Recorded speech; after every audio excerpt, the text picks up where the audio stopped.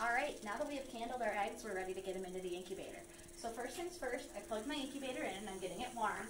There's a screen on here that shows what the humidity is at and what the temperature is at. Currently the temperature is 77 degrees, but as the cover stays on and everything warms up, it'll get up to 100, and that's where we want it to stay to hatch quail. The humidity we want to stay at about 45%. That's not an exact science, but that's what we aim for. So what we're going to do, pull the cover off.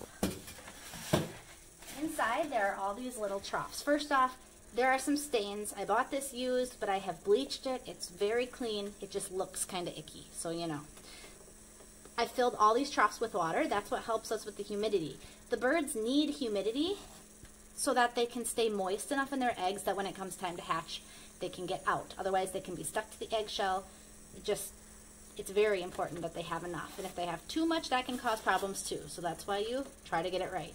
These gems are helping to hold heat. They're just helping to keep the heat even. And then up here, all the red wires, that's actually the heater. That's what's providing the heat in the incubator. This part in the center is a fan that helps to circulate the air around to try to eliminate hot and cold spots.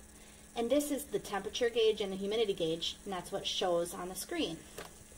So now I'm going to put in the grate. That gives us a nice flat surface.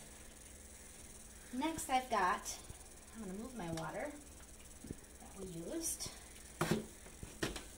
Next I have, this is called an egg turner. Now you can turn your eggs by hand, just like what we were doing on the counter where we rotated the eggs.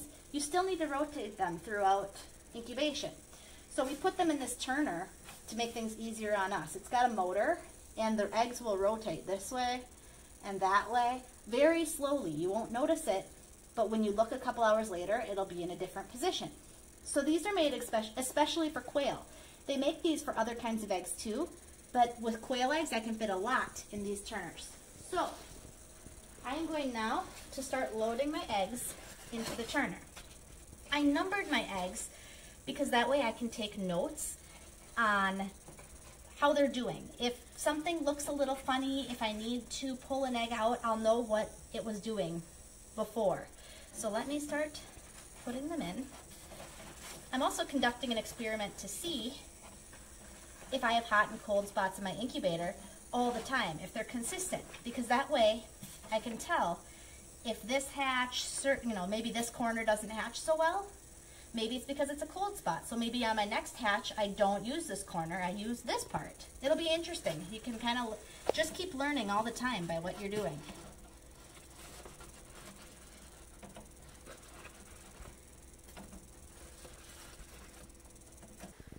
Okay, so we've got 87 eggs here, all ready to incubate. I forgot to mention before that it's important to put the pointed side down.